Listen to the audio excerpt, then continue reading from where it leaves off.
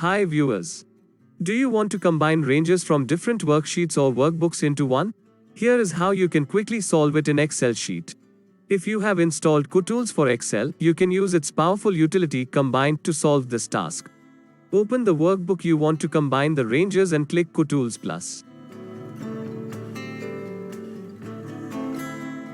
Then click Combine to enable the Combine Worksheets dialog, then check the first option called Combine multiple worksheets from workbooks into one worksheet.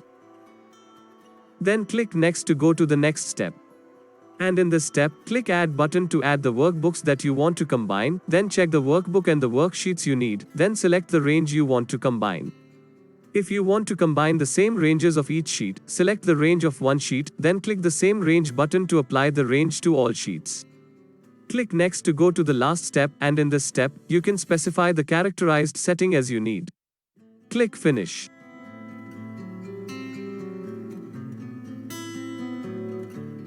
A dialog reminds you to save the scenario. You can click Yes or No as you need.